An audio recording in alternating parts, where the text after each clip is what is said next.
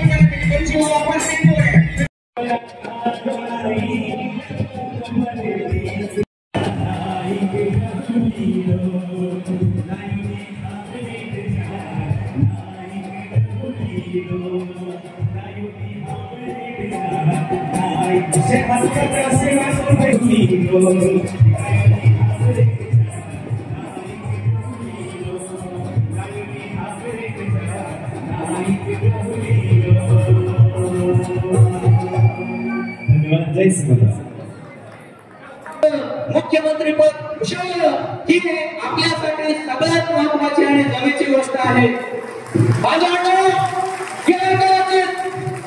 महानायक वसंतराव नाईकांनी जन्म घेतला नसता तर या ठिकाणी तुमच्या आमच्यासारखे लोक शिक्षणाच्या माध्यमातून नाईक साहेबांची जयंती एवढ्या उत्साहात साजरी केली नसते. कारण हत्यार घेऊन आज आपण या ठिकाणी मोठा त्यांच्या नावाचा जयघोष आणि उत्सव या ठिकाणी करतो आहोत. तर या महानायक वसंतरावजी नाईकाच्या जयंतीच्या निमित्तानं या ठिकाणी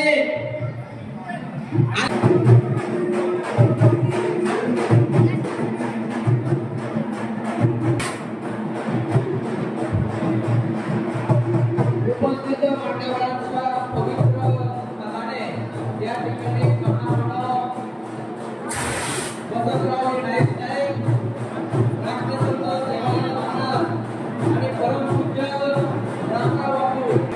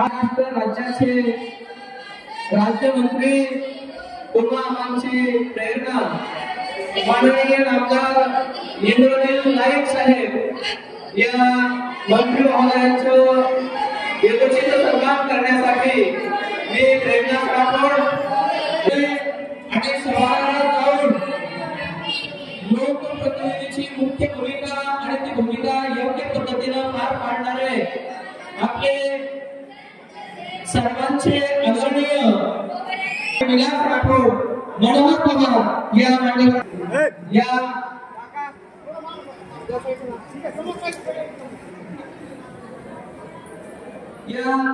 कार्यक्रमाला खास प्रमुख उपस्थिती म्हणून ज्यांची आपल्या वडवणी नगरीचे माजी नगराध्यक्ष आदरणीय राजभाऊ अण्णा मुंडे या मान्यवरांचं सन्मान करण्यात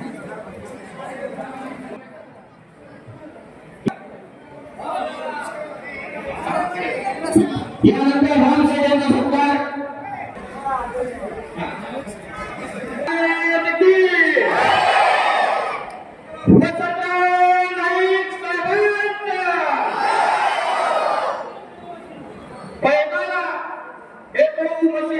तो गोरेबाई संस्कार मध्ये येतो पहिला येतो मस्याद गोरेबाई संस्कार मध्ये येतो ते रेल्वे व्यक्ती जमी निघालेले भाऊ निघालेले भाऊ नाईक साहेब तसे मानवगाव मतदारसंघाचे आमदार आदरणीय प्रकाशदास फुलके साहेब त्याचबरोबर वडवणी नगरपालिकेचे माजी नगराध्यक्ष मंत्री महोदय सेवालाल महाराज आना ग्रामपंचायत मुक्त करण्याचा निर्णय शासनाने घेतला निर्णय शासनाने घेतला आहे पण याची अंमलबजावणी या बीड जिल्ह्यात प्रशासन करत नाही त्यात आपण लक्ष घालण्यात यावे तसेच तांडा बत्तीसला योजनेतून 16,000 घरकुल यशवंतराव चव्हाण पीएम कडे जा ह्याच्याकडे जा त्याकडे पीएम चा आहे की ग्रामपंचायत स्वतंत्र आहे गावांतर्गत ग्रामपंचायत तो वाटा आमच्या तालुक्यात येत नाही गावाचा बिल होते त्यामुळे या योजनेची यशवंतराव मुक्त वसाहत या योजनेची अंमलबजावणी करण्यात यावी ही एक अतिक्रम त्याचबरोबर दादा समृद्धी योजनेमधून जे बीड जिल्ह्यात 9 कोटी रुपये आले त्याला निधी नाही त्या निधीसाठी आपण प्रयत्न करावे कामं ही एक आमची विनंती आहे चौथी अशी मागणी आहे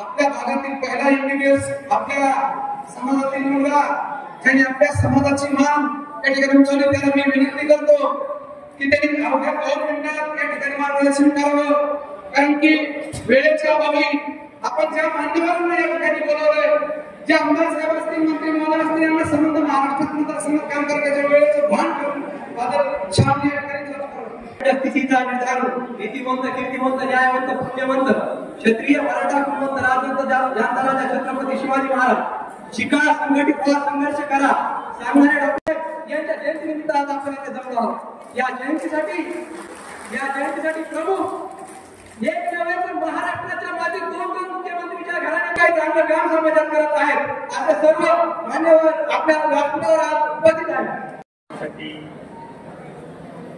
आवर्जून उपस्थित असलेले महाराष्ट्र राज्याचे राज्यमंत्री आदरणीय इंद्रनील भाऊ नाईक कार्यक्रमासाठी आवर्जून उपस्थित असलेले परमपूज्य महंत शेखर महाराज भाऊ चव्हाण या ठिकाणी नगरीचे नगराध्यक्ष शेषराव बापू जगताप माजी नगराध्यक्ष राजभाऊ मुंडे सर्व संयोजन समितीचे पदाधिकारी जमलेल्या आमच्या माता भगिनी शेतकरी बंधूंनो आणि तरुण मित्र आज मोठ्या उत्साहामध्ये या ठिकाणी आपण नाईक साहेबांची जयंती साजरी करतोय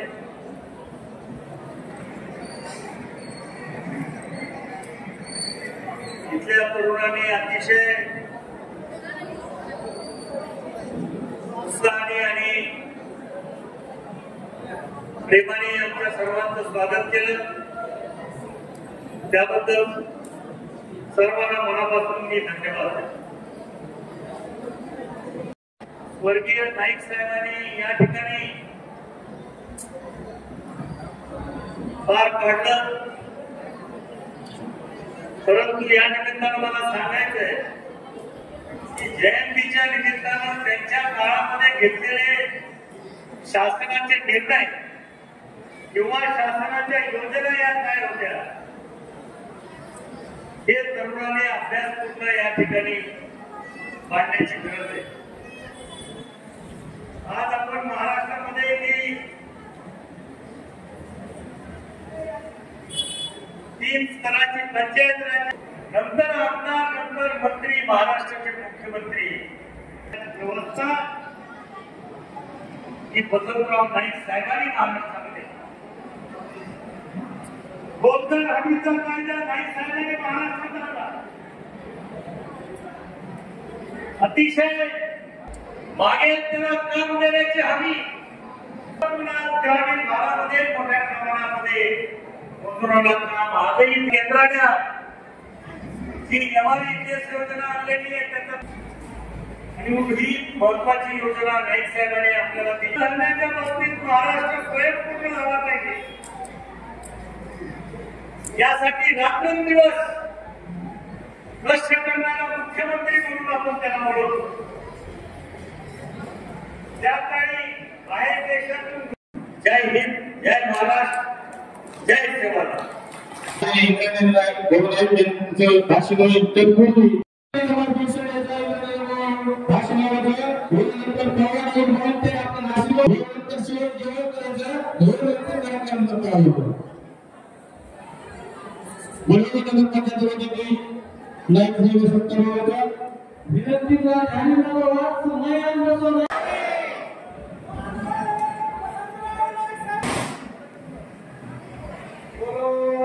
महाराज की बोलो, स्वर्गीय वसंतराव नाईक की बोलो, रामराव महाराज की.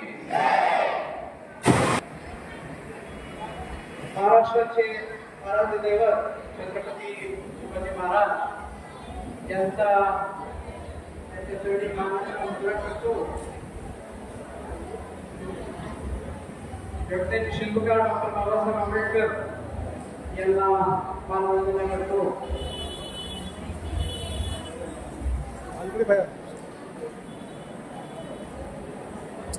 हरित क्रांतीचे प्रणेते स्वर्गीय वसंतरावजी नाईक साहेब, जलक्रांतीचे प्रणेते स्वर्गीय सुधाकररावजी नाईक साहेब, आपल्या सर्वांचे लाडके लोकनेते सन्माननीय मनोहर नाईक सोळंके त्यांच्यावर उपस्थित आपल्या सर्वांचे मंच सन्माननीय शेखर महाराज, सन्माननीय विश्वाजी गुप्ता, माझे मोठे बंधू सन्माननीय संदेशजी चव्हाण साहेब, राजाराव मुंडे, बाबरी मुंडे, संगीताताई चव्हाण, चव्हाण, नुकतेच आलेले माझे मोठे बंधू उत्तम चव्हाण, उपस्थित सर्व मंचावरील मान्यवर, या सभागृहात उपस्थित सर्व माझे बंधू भगिनींनो आणि माझे सर्व युवा मित्रांनो, स्वर्गीय वसंतराव नाईक साहेब आणि यांची जयंती हा आयुष्यभर आपल्या मनात राहतो. मी 2-3 मुद्दे बोलणार असं नाही, कारण मला माहिती आपण फार भरपूर वेळापासून वाट पाहत आहात आणि आपण कुठले पण असाल. सुरुवातीला प्रकाशदादा सोळंके साहेब यांचा आणि नाईक परिवाराचा संबंध हे आजचे नाही तर व्हिडिओचे आहे, आपल्या सर्वांना माहिती आहे. माझ्या आधी दादांना माझे वडील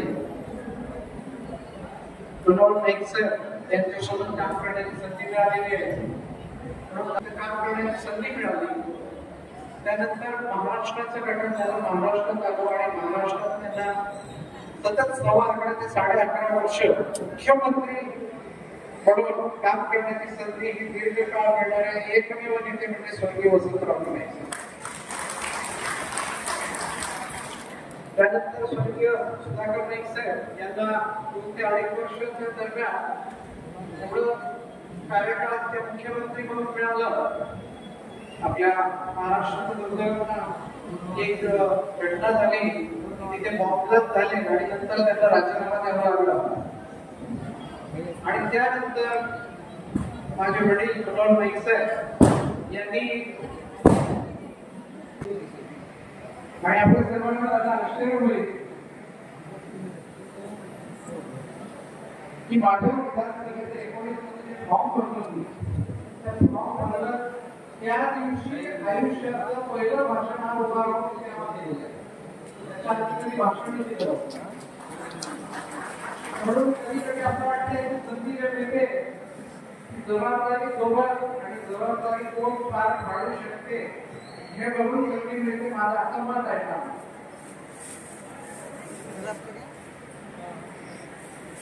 निर्मिती असेल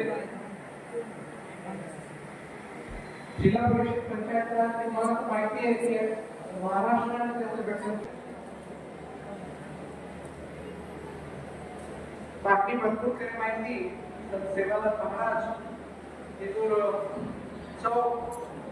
one nation one reservation Gujarat को छत्तीसगड को आणि प्रत्येक जागेत हीच भाषा वापरून की वन नेशन वन रिजर्वेशनला करीत होतं. हो सर्वसामान्य विनंतीचं आपण जर नाही राठोड दुष्काळ पडवलं फक्त एकमेव मतदारसंघ असं की पूर्ण ते पूर्ण मागं सप्लाय काम करतो. आता भेटीचं खेती काढलेलं नाही पण जर देश शिक्षण नेलेलं तर अभ्यास